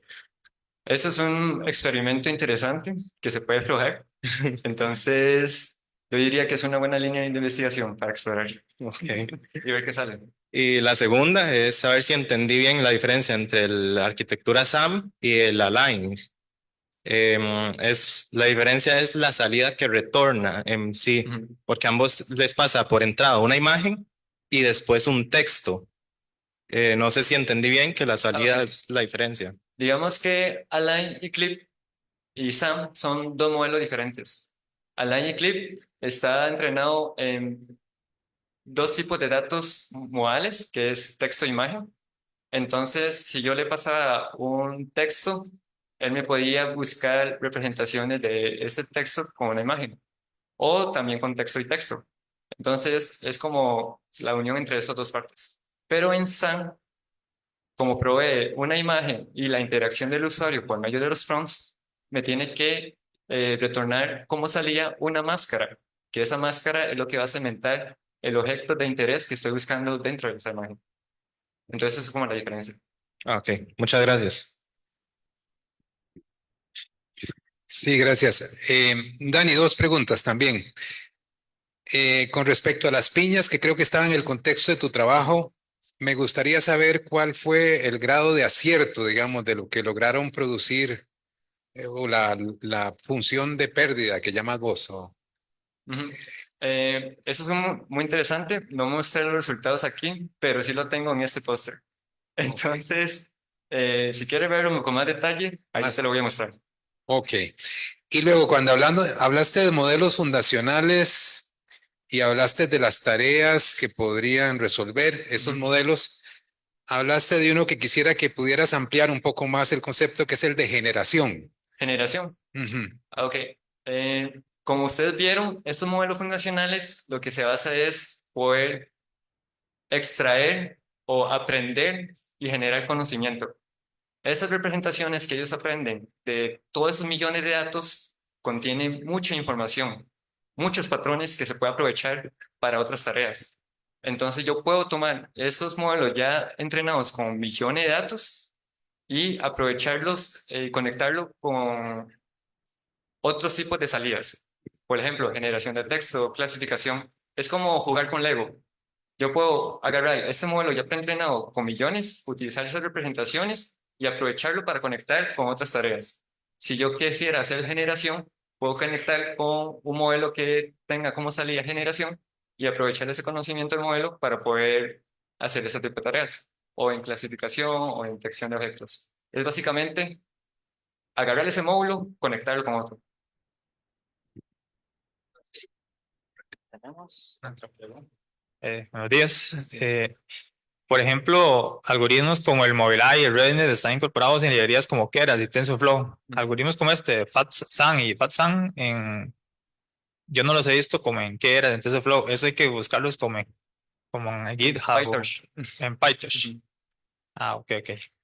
Algo muy interesante, durante la escuela, cuando estaba presentando a este señor, él me comentaba que él tenía unos estudiantes muy grandiosos y uno de los estudiantes inventó PyTorch, una clase. Y yo, wow, y es el framework que estamos usando en nuestro día a día para este tipo de algoritmos. Dani, en internet hay, bueno, por Facebook pusieron una pregunta que es, un estudiante hace la consulta de si él quiere meterse en estos temas, qué carreras puede hacer o qué cursos puede hacer o qué pensás vos. Digamos que ahorita en Costa Rica, desde computación, como mencionó Fabián, uno puede mandarse en cualquier línea. Vos tenés que ir a buscar esos cursos o esos tipos de internship, pasantías, que de cierta forma complementa de lo que ustedes están estudiando en la carrera. Entonces, por ejemplo, cursos como matemáticas, que son muy importantes en estas áreas, álgebra lineal, probabilidades, estadística, análisis de algoritmos, que también es algo muy interesante, y la parte de inteligencia artificial. Pero al mismo tiempo, eso no es suficiente y siempre uno tiene que andar buscando como las oportunidades que ofrece las instituciones públicas como CONARE, SENAT, como este tipo de escuela de veranos, para poder expandir este conocimiento y al mismo tiempo participar de proyectos de investigación, que eso complementa mucho y es muy enriquecedor para poder desarrollarse en este ámbito. Y también la forma de cómo nosotros bueno, en investigación, cómo desarrollar la habilidades como comunicación escrita, comunicación de presentación oral, entre otras cosas. Que eso es como algo muy valioso que ofrece al desarrollar un proyecto de investigación. Ok. Vamos con una última pregunta para ya continuar con Manfred. Cuando presentó los modelos fundacionales y el tema de embeddings, llegó a tratar el tema de los transformers. Me parece que lo mencionó que lo intentaron implementar en el proyecto, pero no les dio como el mismo nivel de rendimiento. ¿Hubo algún retraso o algún factor que usted piense que los transformers no le dieron el resultado esperado?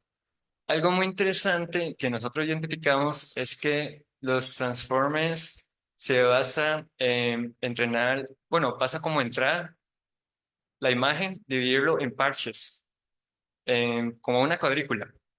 Entonces esa cuadrícula se convierte en algo que se llama token y se convierte en una representación numérica que se llama embedding.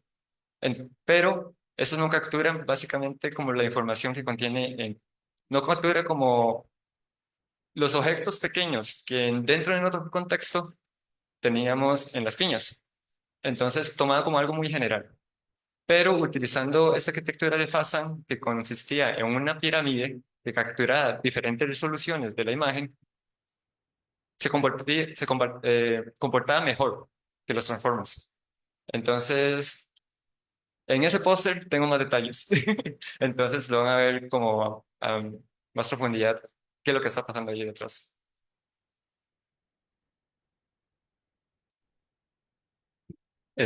Por cuestiones de tiempo no van a haber más preguntas. Sin embargo, Dani y Manfred van a estar por aquí. Entonces, al final, es que hay algunas personas que a las 11 se tienen que retirar, pero igual los interesados, ellos dos van a estar por aquí todo el día, inclusive mañana. Entonces, si hay alguien interesado, puede conversar con ellos y con mucho gusto yo sé que ellos les van a aclarar cualquier duda. Entonces, muchas gracias, Dani. Vamos a continuar con Manfred. Nada más voy a retirar acá el computador.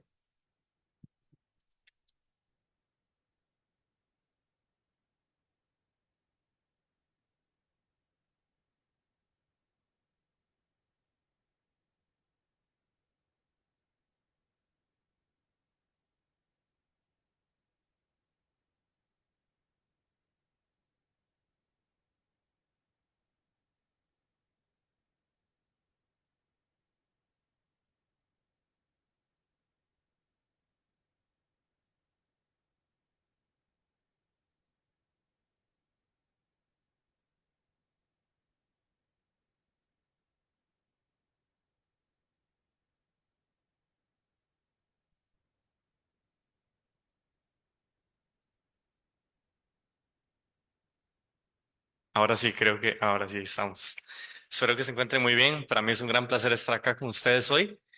Y básicamente esta presentación es para mostrarles un poco mi trayectoria, de dónde salí, en dónde estoy ahora y lo que se ha hecho en el camino.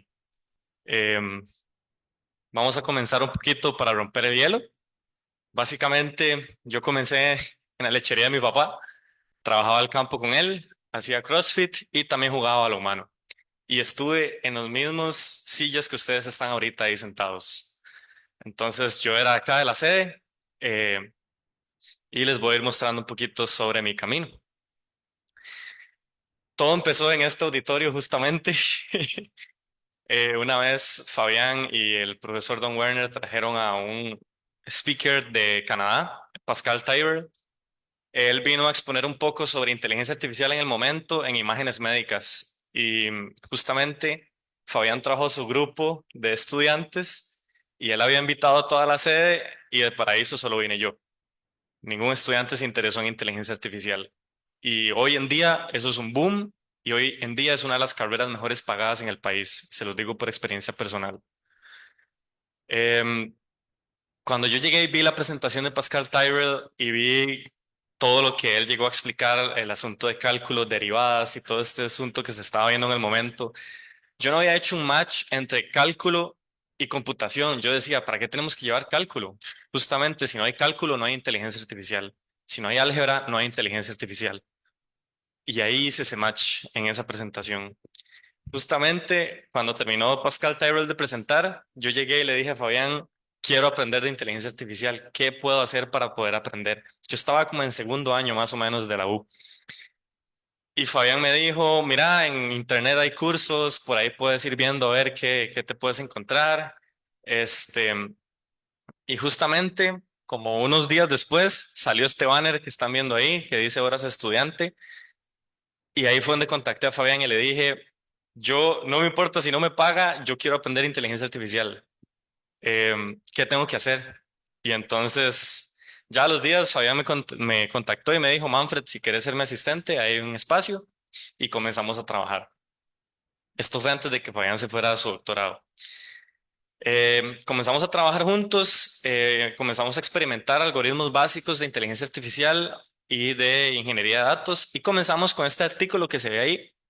Este artículo era acerca del estudio del ritmo circadiano en plantas de frijol y de papaya.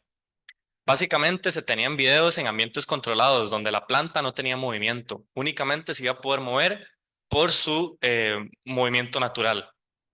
Y en el video, Fabián y los colegas recolectaron las coordenadas X y Y del movimiento de las hojas de las plantas. Entonces, con este movimiento de las hojas de las plantas, lo que se quería identificar en ese movimiento es el ritmo circadiano. ¿Por qué el ritmo circadiano es importante? Porque el ritmo circadiano nos puede decir qué tan bien está la planta, qué buena salud tiene la planta y cómo se puede ir comportando con respecto al tiempo. Pero para poder identificar este ritmo circadiano se necesitaba una función para poder ver el movimiento que describía el ritmo circadiano. Y se implementó la interpolación de Lagrange, que se ve en métodos numéricos acá en la U. Y con esa interpolación de Lagrange, Fabián y los colegas lograron publicar este artículo en la Universidad Latina. Ese fue el primer artículo científico en donde yo me vi envuelto.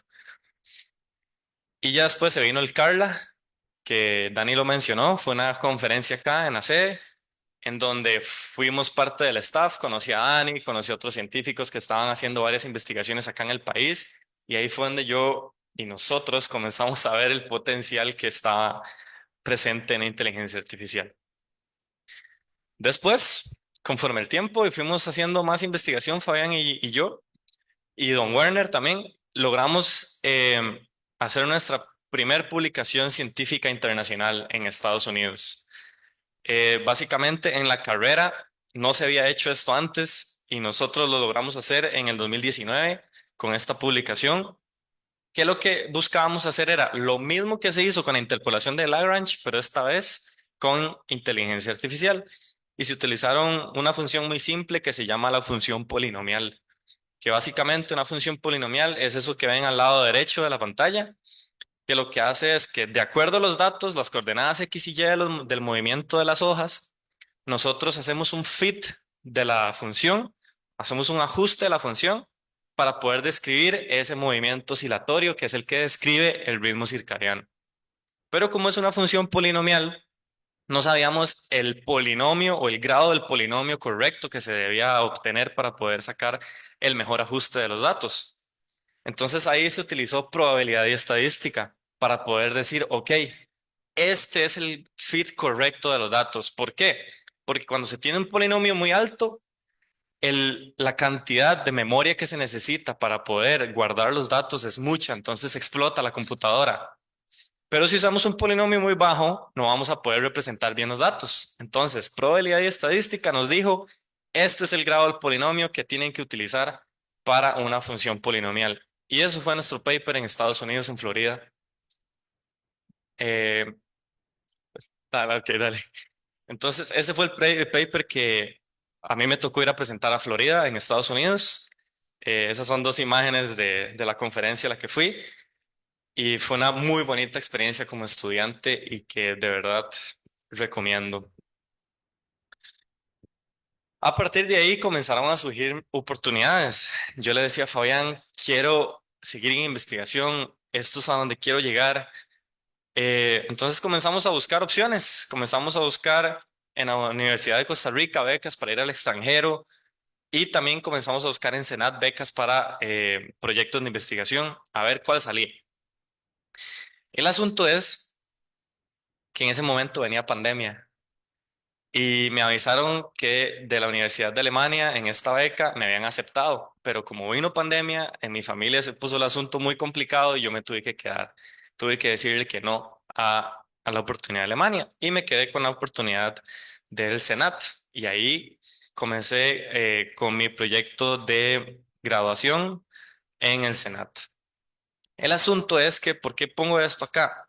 Porque si no hubiéramos escrito los artículos que hicimos, estas oportunidades no hubieran salido. La investigación te abre tantas puertas que a veces no nos imaginamos. Gracias a esos artículos, estas dos oportunidades salieron y al final me terminé yendo por la del Senat.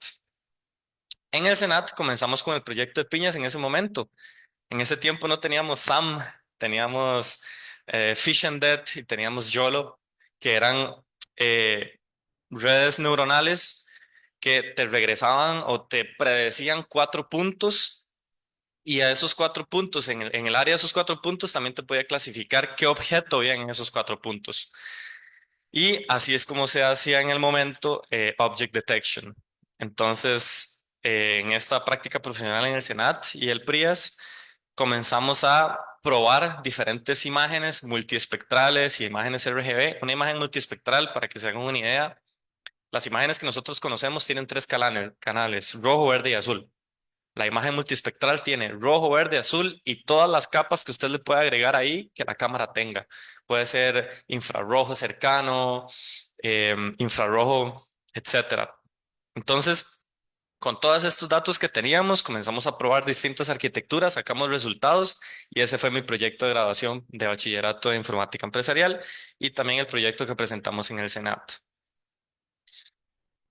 El sueño de salir a estudiar en el extranjero aún estaba y resulta que con este paper todavía se mantenía vivo porque yo quería ir a estudiar al extranjero. Entonces, con este proyecto que hicimos en el Senat, escribimos otro artículo científico con Fabián y los compañeros, que básicamente era un estudio bastante bonito, que era poder procesar imágenes de gran resolución con estas arquitecturas y a diferentes alturas, ¿verdad? Y presentamos este artículo en la misma conferencia que se había presentado en el 2019, solo que esta vez se hizo virtual porque estaba el COVID, pero fue en Estados Unidos igual y esta vez le tocó a Fabián presentarlo, me acuerdo que estaba en su doctorado y él la presentó. Luego, gracias a Fabián y a sus contactos, logré hacer investigación con unos compañeros de Eslovenia. Básicamente la investigación se basaba en lo siguiente. Esta cara que ven acá es la cara original mía. Pero si nos vamos a un ambiente de seguridad, ¿cómo hago yo para que anonimicen mi cara y no sepan que soy yo? ¿Cómo hacemos un algoritmo de inteligencia artificial que agarre mi cara y me cambie la identidad y que ningún algoritmo de inteligencia artificial, ni siquiera una persona me pueda reconocer? Esta fue la investigación que hicimos en Eslovenia en el momento con Blaž Meren, Peter Peer y Vitomir Strutz. Básicamente en esta investigación se utilizó en el momento un StyleGAN, que es una red neuronal enorme que te genera imágenes. Y en el proceso de generación de imágenes, eh, para decirle que la identidad que yo quiero que me genere es una identidad distinta a la mía, se hacía un gradiente o una derivada al embedding de mi imagen, de mi cara, para poderle cambiar la identidad y decir, esta es la identidad que más anonimiza la cara de Manfred. Entonces, básicamente esta investigación fue el último paper de doctorado de Blaž, es la primera persona que se ve acá, y como ven, esta arquitectura te podía cambiar la identidad de la persona a ciertos niveles. Luego, después de esta investigación, ya necesitaba trabajar, necesitaba dinero, entonces comencé trabajando en Equifax. Después de Equifax ahí hice 4 meses y básicamente en la transición de Equifax a Catalina, que era la otra empresa en la que yo trabajé, Catalina me contactó y me dijo, Manfred, queremos que seas científico de datos, pero con el equipo de Estados Unidos. Básicamente, cuando ellos vieron mi currículum, se enfocaron en las publicaciones científicas que yo había hecho. No se habían enfocado tanto en los proyectos que yo había hecho de desarrollo web, que también había hecho en la OIJ, también en varias empresas de acá de Costa Rica, se enfocaron más que todo en la investigación científica que yo había hecho. Entonces, trabajaba desde aquí para el equipo de Estados Unidos en inteligencia artificial. Esta foto que ustedes ven acá a la derecha era el grupo de científicos de datos que trabajaban conmigo. Absolutamente todos tienen doctorado, solo yo tenía bachillerato. Ahí fue donde me di cuenta que la ciencia ahorita es sumamente importante para poder trabajar en la industria. Les voy a dar un ejemplo, un proyecto que hicimos en Catalina. Imagínense que Catalina sea una empresa que maneja los datos de Palí, de Walmart y de todos los supermercados de Costa Rica. Y entonces Catalina le dice a los supermercados, yo le puedo a usted predecir cuáles son los clientes o qué clientes van a comprar este producto en el próximo mes. Esto se hacía en esta empresa, Catalina. Y básicamente se necesitaba el conocimiento científico para poder predecir qué productos en el siguiente mes los clientes iban a comprar. Ahí utilizamos tecnologías de Big Data, utilizábamos millones de datos para poder hacer predicciones y utilizamos algoritmos simples como árboles de decisión para poder predecir cuáles eran los productos más probables que los clientes iban a escoger en el siguiente mes.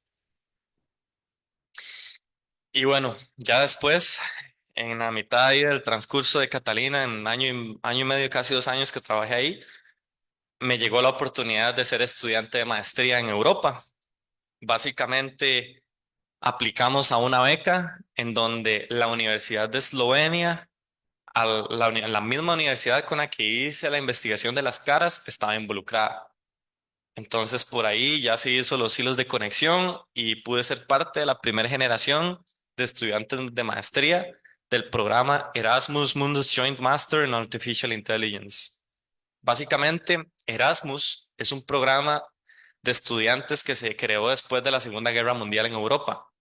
Lo que los europeos hicieron fue, ok, tuvimos una guerra, vamos a unirnos todos y vamos a hacer una movilización de estudiantes a diferentes países de Europa para que vayan a estudiar. Entonces, el futuro, que son los estudiantes, van a colaborar entre ellos. Entonces, estudiantes alemanes van a colaborar con estudiantes de España.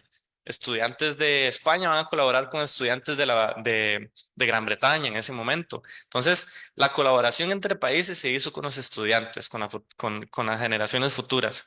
Y de ahí comenzaron a nacer un montón de programas de maestría y el año pasado nació, bueno, en el 2023, nació este programa EMAI, que es el programa de maestría de inteligencia artificial de Erasmus.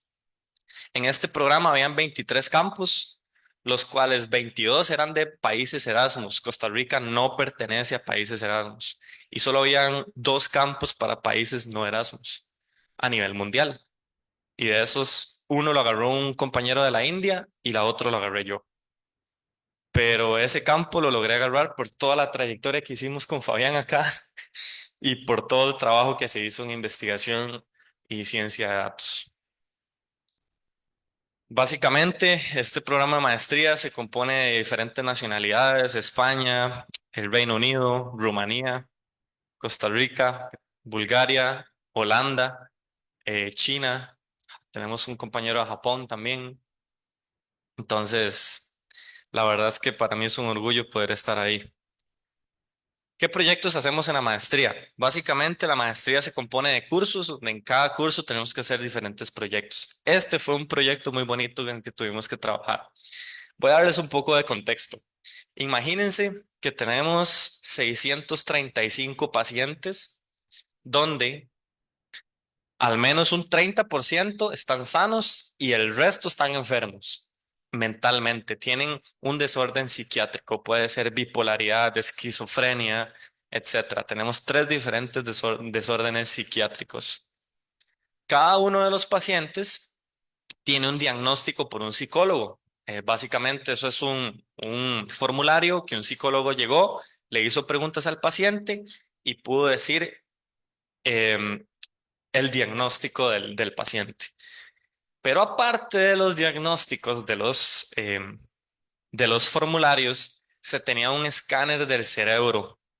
Es una resonancia magnética que básicamente lo que hace es poder medir el, la oxigenación del cerebro en cuanto a las distintas regiones que tenemos y neuronas que tenemos todos en el cerebro. Entonces, esta resonancia magnética analiza el cerebro en 3D y toma una imagen cada 3 segundos. Entonces, al final tenemos 4 dimensiones: las 2 de la imagen, la dimensión del fondo porque es 3D y la del tiempo. Entonces, lo que se quiere hacer es, ok, hoy en día se clasifican a estos pacientes con los psicólogos, con los formularios. ¿Cómo hacemos para poder clasificar a estos pacientes como enfermos o sanos con los videos de las resonancias magnéticas?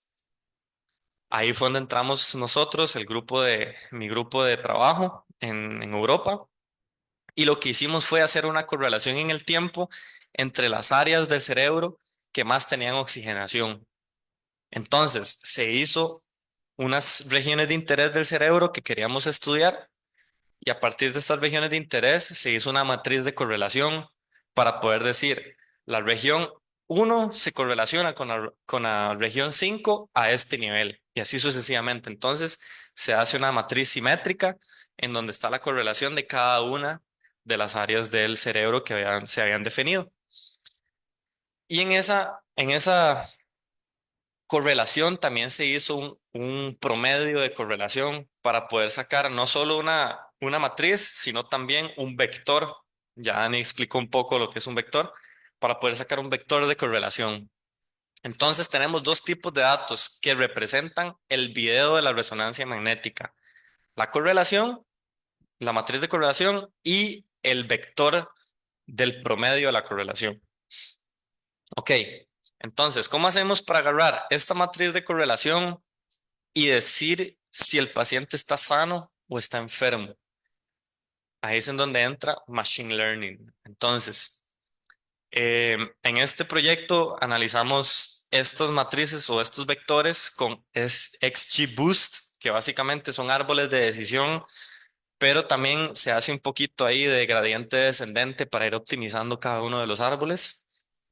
También exploramos un poquito lo que son las redes neuronales. Y resulta que con estos dos algoritmos, el algoritmo tuvo un 98% de éxito para poder decir si un paciente estaba sano o estaba enfermo únicamente con los videos de resonancia magnética. Un 98% de éxito es bastante alto. Después de ahí, queríamos hacer, ok, ya nos decís si está enfermo o está sano, nos puedes decir qué enfermedad tiene. Ya esto ya no es una clasificación binaria, sano o enfermo, es una clasificación de diferentes clases, esquizofrenia, bipolaridad, etcétera. Entonces, entrenamos el mismo algoritmo, pero para esta clasificación y no le fue tan bien, tuvo un 57% de efectividad. Hoy en día en la industria, muchos científicos de datos simple y sencillamente se quedan con estos números y no averiguan por qué está sucediendo esto.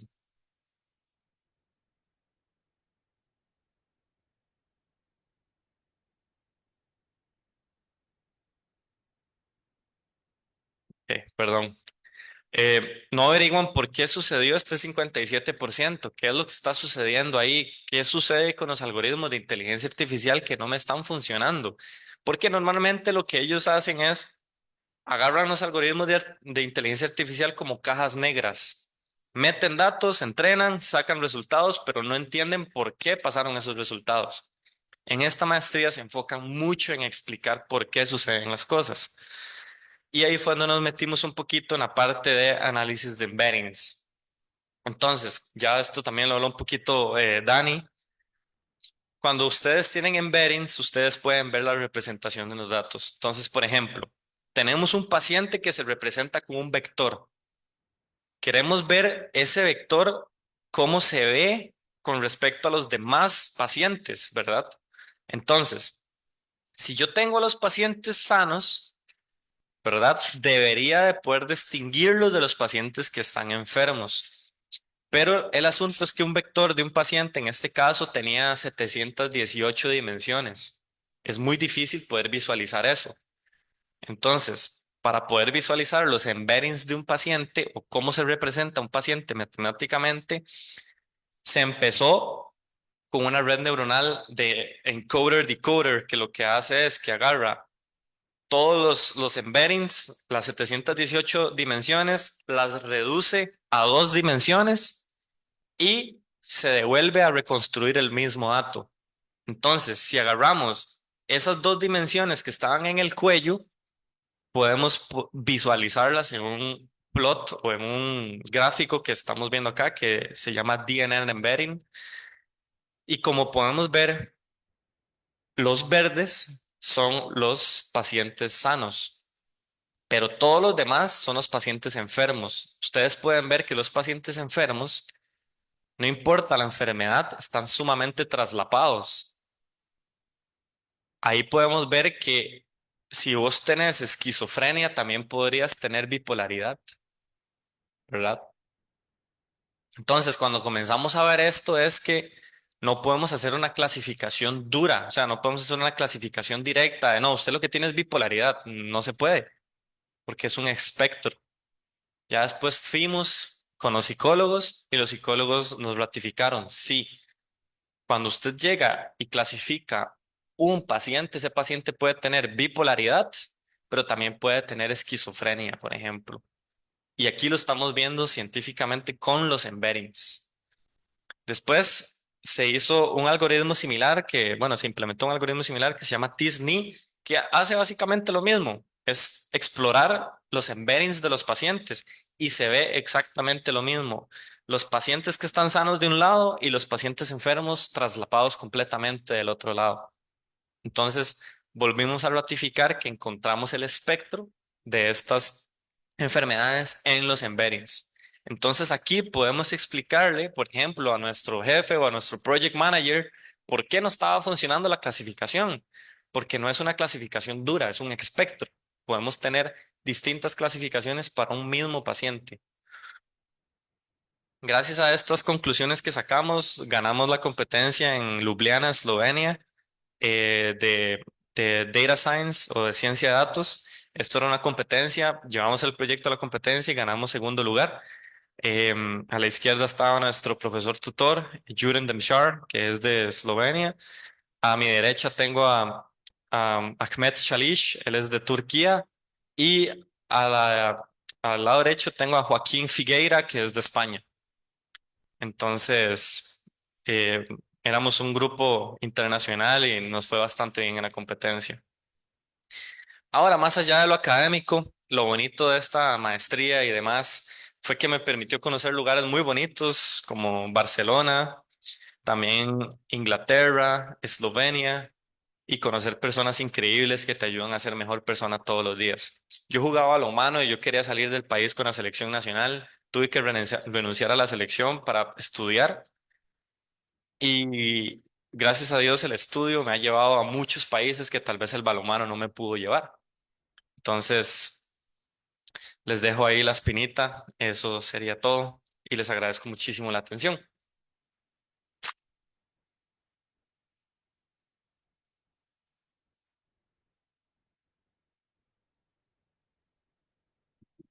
¿Hay alguna pregunta para Manfred? Ok, vamos para allá. Buenos días. Bueno, yo tengo dos, Manfred. Ahí creo que mencionaste que era un 98%. ¿Esa cuál, digamos, métrica es? ¿La de accuracy, precision o a cuál Accuracy. accuracy? Ok. ¿Y por qué se, digamos, basaron en esa en específico? Para... Porque básicamente teníamos una clasificación binaria. Entonces, por ser una clasificación binaria, queríamos ver el accuracy, pero también se pudo haber hecho tal vez un F1 score, pero por ser clasificación binaria nos basamos en el accuracy. Ok. Y la segunda es que sí tuvieron problemas de desbalance de datos con el tema de las fotos y en este caso, ¿cómo hicieron para resolverlo? Miras que justamente también tratamos de hacer un poco de data augmentation. Tratamos de hacer un poco de datos que se parecían entre ellos, pero que eran sintéticos para poder hacer el data balance. Y justamente no funcionaron. No. Con este data augmentation teníamos igual entre un 60% de efectividad. Entonces vimos que el problema no era la cantidad de datos, sino que el problema era en cómo estábamos representando los datos, cómo el algoritmo estaba entendiendo los datos. Y lo explicamos también con el espectro que pudimos ver en los embeddings. Okay. Muchas gracias. ¿Alguna otra pregunta para Manfred? Vamos para allá.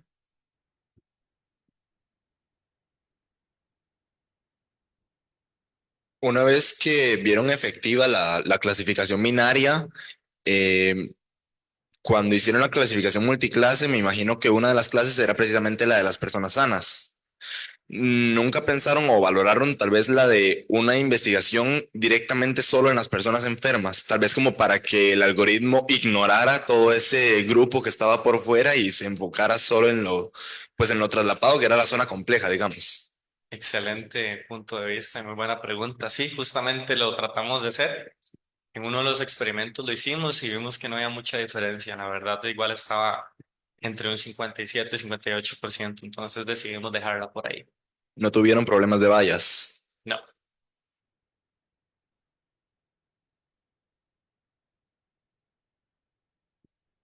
Ok, ¿alguna otra pregunta? Ok, por acá, Dani. Muchas gracias, Manfred, por la presentación. Y a mí me llamó la atención de dónde obtuvieron esos datos. Justamente la universidad colabora con una organización mental de la salud en Eslovenia, que tenían ya los datos justamente ahí para nada más agarrarlos y experimentar. Bueno, entonces con esto cerramos este ciclo de charlas. Muchísimas gracias por sacar de su tiempo, venir a este ciclo. Muchísimas gracias a los compañeros de la biblioteca que también sacaron de su tiempo para venir a colaborarnos. También al departamento de soporte con Álvaro, que hoy nos facilitó un laboratorio. Entonces, eso sería todo por el día de hoy. Esperamos que lo hayan disfrutado. Si alguien quiere contactar ahorita a Dani o a Manfred, pueden buscarme a mí. Yo les paso los contactos de ellos por si no anotaron el correo. Y yo sé que ellos con mucho gusto les van a atender cualquier duda, desde lo más básico, ¿verdad? O hasta lo más complejo que vimos hoy. Entonces, para que lo tengan presente, si alguien quisiera contactarlos luego. Hay algo que me gustaría decir y es que también ustedes tienen aquí un diamante en bruto que es Fabián. Entonces, no crean que es cualquier profesor, realmente es un gran profesor y ojalá lo aprovechen porque de verdad nos ayudó muchísimo a Dani y a mí. Más o menos. Bueno, muchísimas gracias y un aplauso para Dani y Manfred nuevamente.